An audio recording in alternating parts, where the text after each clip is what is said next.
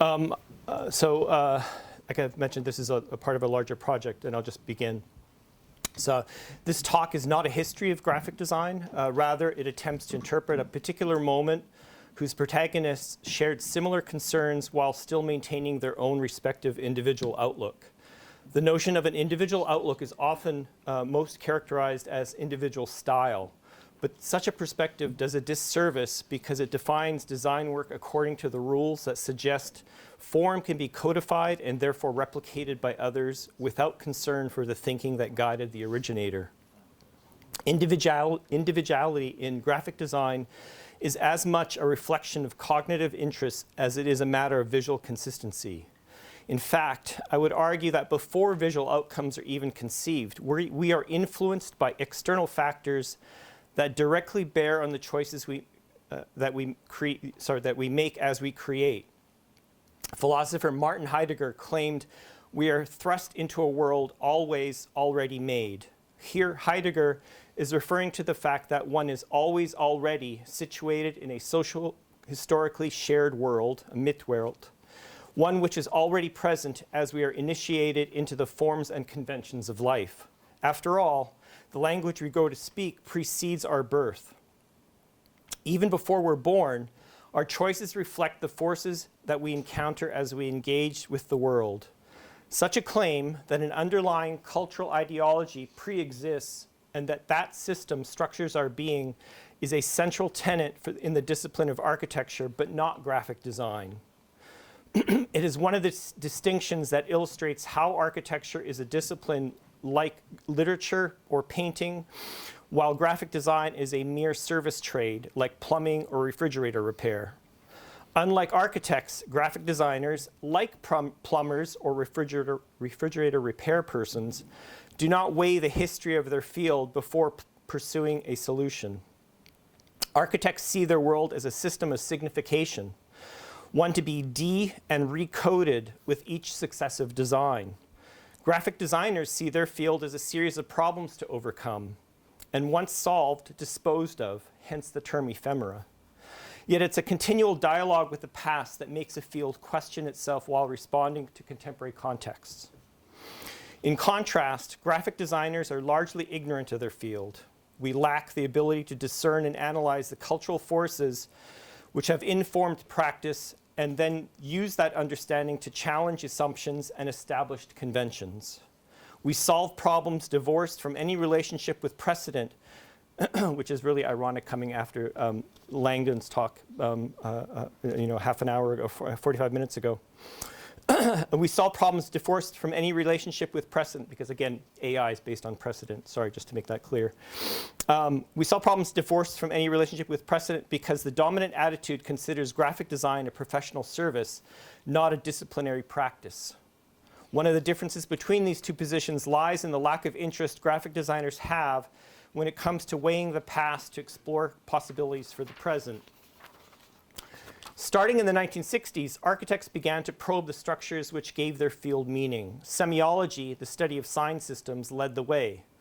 The architect and urban planner Denise Scott Brown was among the first in the United States to bring attention to the issue of meaning in architecture and urban planning. Writing in 1965, her essay, The Meaningful City, called for a new awareness of what generates meaning in the modern city. And in 1967, George Baird called for a new awareness of what generates meaning and George Baird and Charles Jenks co-edited a special issue of the Architectural Association's journal Arena titled Meaning in Architecture, which introduced discussions of semiology and structuralism to English-speaking architects. The editors subsequently published an expanded version of that issue, the highly influential In Architecture, Meaning in Architecture. So this is the cover of that first edition of the book. Meaning for Scott Brown and the other authors was derived from architecture's capacity for cultural expression and communication. Quote, functionalist dogma, this is from Denise, functionalist dogma was insufficient. Indeed, Scott Brown's criticism would culminate in the iconic book she co-authored alongside Robert Venturi, her husband, and Stephen Eisenhower, Learning from Las Vegas of 1972, a book which became a watershed moment in architectural circles because of its emphasis on architecture's lost symbolic and communicative status. This is a slide from that book. Again, looking at architecture as how it visually, it literally communicates through its form. While many disciplines were affected by the introduction of semiology in the 1960s and 70s, leading to a questioning of the relationships that shaped meaning in the respective fields, graphic design has always emphasized the mechanics of communication delivery, never truly looking under the hood, as it were, to see what knowledge the field could provide about the world, independent from any utilitarian or client demand. Graphic design never developed an intellectual discourse. This is ironic given that the models for theorization of material culture as practiced in architecture or media studies has been around for quite some time. But graphic design has largely escaped theorization with few notable exceptions. And by the way, so far it's about 2,500 words. I have about 1,000 words in footnotes alone. So a lot of this stuff I'm referring to is covered in the footnotes. That's a future point. For graphic designers, critical discourse happens through the act of making. It's not limited to the realm of language. Thus, criticism, unlike commentary, what we typically find in trade journals, transforms the work. Quoting Roland Barthes, "The critic separates meanings. He causes a second language to float above the first language of the work. Criticism produces an anamorphosis of the work. We see it with fresh eyes, much like the work of the poet tries to make language strange with each use." The pejorative view portrays anamorphosis as a distortion. But I propose that as criticism, anamorphosis acts as a projective and positive alternative to existing conditions. Architect Jorge Silvetti, a former dean of Harvard's Graduate School of Design, describes this operation as, quote, criticism from within. By placing itself within the act of making and not using the instruments of language, but those of graphic design itself, such a discourse places itself as the critical focus of the system that is graphic design. So what I'm saying is that criticism, most people think criticism has to do with language. And I'm saying no, actually, I'm aligning myself with Jorge Silvetti. Criticism itself acts through the artifacts that we make. This work is always already compromised by the ideological forces which shape graphic design practice, but paradoxically, its transformative accomplishment has the ability to expose certain meanings that are otherwise concealed by ideological masks. One of the more notorious instances of these ideological pressures was revealed through Stephen Heller's essay, The Cult of the Ugly, of 1993, which appeared in the pages of I. Heller's essay is suspended between a view of graphic design as a professional function in the service of capital and design as an expression of the individual. At the time Heller was writing, it was uncommon to consider graphic design as anything but an anonymous service. Ward's Crystal Goblet all over again. Heller's essay is still relevant today because it reveals an ideological veil which otherwise continues to pass unnoticed as natural. At the time, Heller was reacting to a new aesthetic that was becoming more prevalent in practice, but which was mostly associated with the work produced in schools, particularly Cranbrook Academy of Art, Cal Arts, and the Rhode Island School of Design. So these are the three schools he specifically mentions or targets in his essay. Among the comments that Heller makes, he finds fault with the notion that, quote, theoretical constructs are used to justify what the untutored eye might deem as ugly. Theory is a straw man here. It's a target of Heller's critique. And again, he's using the fact that these people made artifacts and then they backed it up with language. It's the language that's causing the problem. And actually, no, Heller's reacting to the artifacts themselves. Those are the things that are sticking in his craw or getting under his skin. Theory is a straw man. It's the target of Heller's critique, but it is in fact a symbol representative of a greater dissatisfaction embedded in form itself. These designers were not pursuing aesthetic choices. They were revealing the bias of education and practice through the design work they produced. While we do fault graphic designers for not reading enough, I mean, all the educators in the room, I'm sure, have complained at some point about their students not reading enough, not using language to expand and enhance the parameters of their thinking. Graphic designers can be very adept at thinking through form, thinking through making. or using today's buzzwords that please so many university administrators, experiential learning. I wish to turn to 3 examples from around the period Heller was writing. Sorry. The first, Perspecta 19 from 1984 by Lorraine Wild, completed while she was a graduate student at Yale University. Wild wanted to understand the context surrounding classical and modern conventions that inform design practice today, but her interests were not supported by her faculty. So this is the Yale Perspecta is the longest running student produced architectural journal. It's still being produced today. It's like if you are selected as a graduate student to design, and I'm guessing Julian Bittner can speak to this, but if you're selected as one of the student in the MFA program to design for the Yale Perspecta, it's pretty much a really great honor. So this is a quote from Lorraine speaking about her experience. It was all either, quote, it was all either, quote, these are the accepted ways of doing things, or they're not accepted, end quote. From, like, and this is her quoting her faculty. And I'm still continuing her speech. If you wanted an intellectual discussion, you went to an architecture crit, or you went to a photo crit, or you went to a lecture in comp lit. But graphic design was like a no-fly zone for any real discussion about why you might do things, or even what the history of this stuff was. That's an end quote. Wild goes on to say that she was interested in those moments in history, whether 1800 or 1950, that contributed to the complexity and layered traditions that make up graphic design's practice. Wild's adaptation of historical typography to design perspecta was as iconoclastic as it was prescient. So this design, I'm about to get into it, but this design, she used Bodoni for the entire, as you know, the one typeface, and it was slammed by her instructors because of the kind of classical typography that it made use of. Soon enough, history would return with a vengeance in postmodernism. Her design is significant because it flies in the face of the desiccated modernism that was sanctioned by Yale faculty at the time. And this is now, quote again, speaking, Lorraine speaking. The professors who I was taught by at the time, I think it was Alvin Eisenman and Bradbury Thompson, they literally thought it was a piece of shit. I clearly got the message that it was ridiculous. I started going to the Art of the Book room at Yale because I wanted to understand classical typography. And there was nobody at Yale to teach you classical typography. And so I would go there and I would check out the Bodoni type specimen books.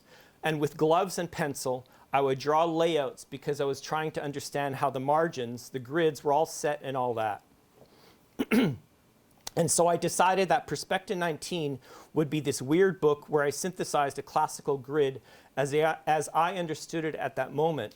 It's all set in Bodoni, and of course Bodoni was one of Massimo Vignelli's favorites. But again, I wanted to look at what Bodoni did with Bodoni instead of Massimo. So this is just a close-up of some of the typography from the journal. And just to compare why this is, you know, she was being radical at the time. This is 2 issues earlier, it's Perspecta 17, and you see how, like, I mean, as desiccated in terms of modernism, it's, you know, elegant in the sense that it's all proper, but the life has been sucked out of it. But this is what she's reacting to, but her faculty wanted her to continue this. Wild's reference to historical typesetting recalls another book that would also usher in a renewed interest in classical typography. In 1840, William Pickering published The Rule and Exercises of Holy Dying. This book was to reintroduce the use of Caslon types to a British audience after falling out of common use for nearly 100 years. Caslon was only used on the half title and title page. This is the title page, I'm not showing the half title. While the interior of the book was typeset in the more fashionable, high contrast, modern face that was the scourge of printers because of its tendency to break during the letterpress process, leaving white spots in the letters. So here's a close-up, and those arrows point to some of that breakage that you get from these high contrast letters. But it was Pickering's 1844 publication, so much of the Diary of Lady Willoughby as it relates to her domestic history, so this is published 4 years later, that caused a real stir in the printing world. The book is printed solely in Caslon fonts, and it is done so as a meta book. The book itself is a fictional diary of a woman living circa 1635 and typeset in the period style from that era, intended to suggest to the reader an atmosphere of 200 years earlier. So it's a meta book in the sense that even in the kind of introductory page or the preface to the reader, it tells you that this book is typeset in the style of the era that it's supposed to have been written in. So it's kind of a little wink, wink to the reader that you're reading something that looks old-fashioned, but it turned out to be revolutionary in the sense that people didn't read it or interpret it as old-fashioned. What they interpreted it as, oh my God, these fonts are easier to read. You know, the fact that it's a darker, less contrast typeface makes it a little bit more comfortable to read than this modern stuff that people were reading at the time. Sorry. Again, this is all in the context of criticism from within. You know, it's the actual artifact is pointing to the deficiencies of convention that are going on. Sorry.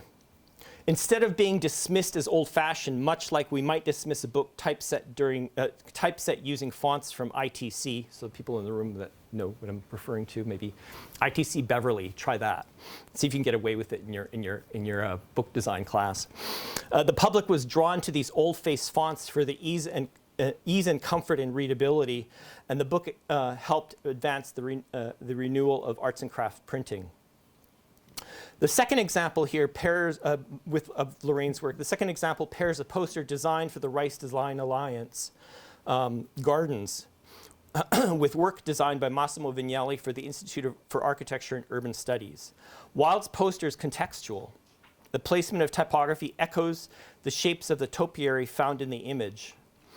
Even the choice of gill floriated as the headline typeface refers to botanical forms.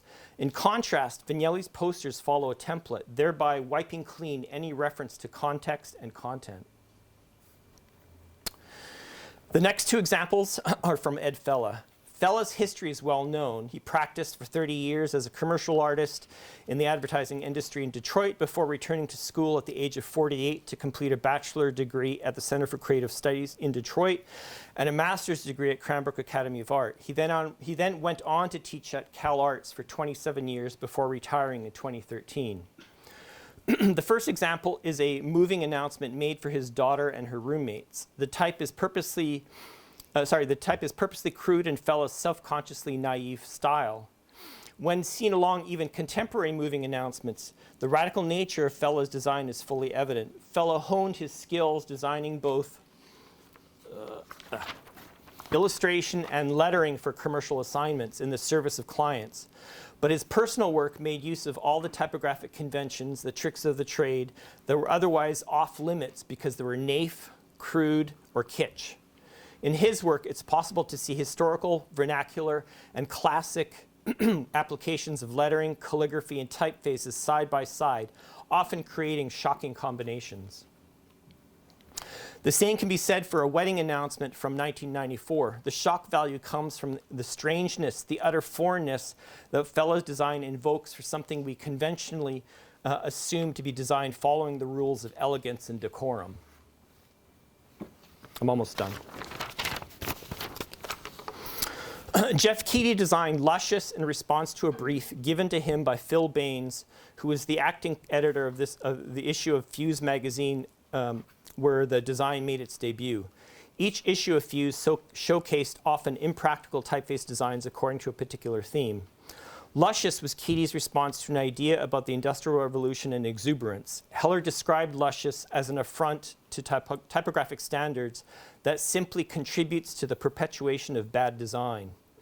Its body, another term used by Heller, but it also was a response to a context of 1992, a decade of the exuberance of that postmodernism had on culture after the return of history following modernism's asceticism and restraint. Keaty's Luscious could not be anything but a reflection of excess and indulgence. So just I'm pairing these two together just to show you in a sense like how almost offensive Luscious is when you compare it to something like Helvetica Now. And this is the last slide, so I'm done soon. The second example from Keedy shows a postcard for a gallery space compared with the postcards announcements from a bastion of high culture, in this case, the Dia Center for the Arts. Keedy's design is so informal that the artist's name is handwritten on the face of the postcard announcement as it's needed. So here, basically you have a bunch of these generic blank in the sense that if you need to announce a gallery opening, you just handwrite the name of the artist and the show on the front, and then you send it out as a mailer. Whereas these, beautiful, and they were for a while letterpressed using Accidens Grotesque, these beautiful postcards are obviously much more tasteful and refined. Keedy's design is so informal that the artist's name is handwritten on the face of the postcard announcement as it's needed. So the point that I want to have been trying to make is that reading cultural codes matters. Meaning is embedded in design by default, but we benefit from studying the past in order to understand our present. So, thank you.